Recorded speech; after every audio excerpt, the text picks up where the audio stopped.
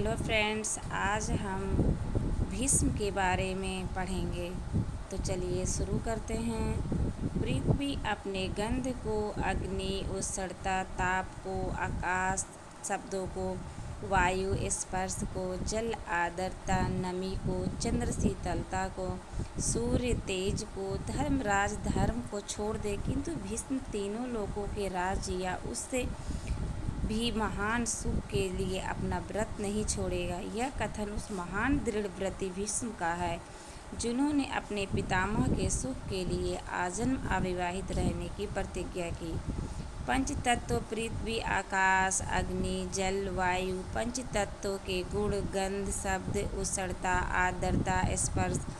भीष्म हस्तिनापुर के महाराज शांतनु एवं गंगा के पुत्र थे। कौरव और पांडव के पितामह होने के कारण इन्हें पितामह भी कहते हैं। भीष्म के बचपन का नाम देवव्रत था। इन्होंने वेद शास्त्र की शिक्षा गुरु वशिष्ठ से प्राप्त की। युद्ध एवं शस्त्र विद्या की शिक्षा इन्होंने परशुराम से ली। ये शस्त्र और शास्त्र दोनों में अत्यंत निपुण थे। एक बार महाराज शांतनु आखेट की खोज में यमुना नदी के तट पर पहुंच गए। वहां पर एक परम सुंदरी कन्या को देखकर उस पर मुग्ध हो गए। महाराज शांतनु ने उस पर कन्या के पिता निषाद राज से विवाह की इच्छा व्यक्त की। निषाद राज ने कहा, मैं एक शर्त पर अपनी कन्या का विवाह आपसे कर सकता हूँ। राजा की मृत्यु के पश्चात मेरी कन्या का पुत्र गद्दी पर बैठेगा, देवव्रत नहीं।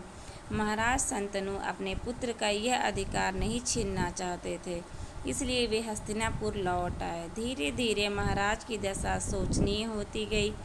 देवव्रत ने पिता की चिंता का कारण पता किया और निषाद राज से उनकी पुत्री सत्यवती का विवाह अपने पिता से करने का अनुरोध किया। उन्होंने प्रतिज्ञा की कि मैं शांतनु पुत्र देवव्रत आज यह प्रतिज्ञा करता हूँ कि आजीवन ब्रह्मचारी रहते हुए हस्तिनापुर राज्य की रक्षा करूँगा। इस भीष्म प्रतिज्ञा के कारण देवव्रत का नाम भीष्म पड़ा। तत्पश्चात राजा शांतनु का विवाह सत्यवती के साथ हो गया। सत्यवती के दो पुत्र हुए। एक का नाम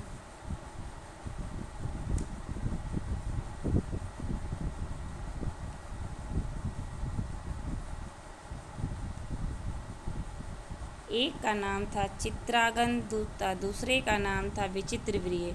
शांतनु की मृत्यु के पश्चात सत्यवती का बड़ा पुत्र हस्तिनापुर का राजा हुआ, किंतु शीघ्र ही एक युद्ध में उसकी मृत्यु हो गई। दूसरा पुत्र सिंहासन पर बैठा।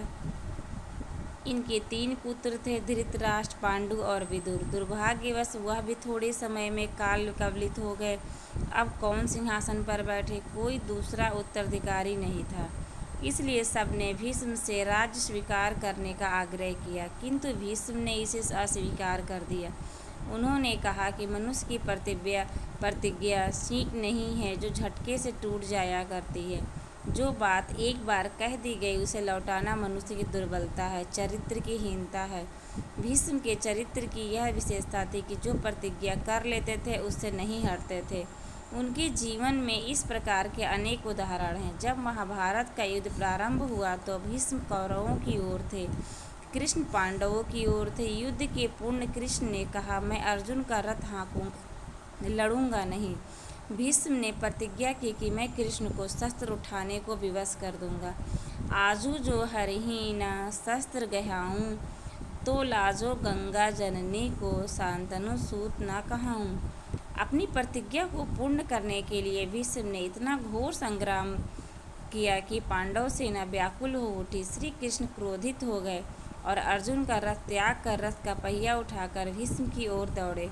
भीष्म की प्रतिज्ञा पूर्ण हुई। श्री कृष्ण ने भी भीष्म के पराक्रम और युद्ध कौशल की अत्यधिक प्रशंसा की।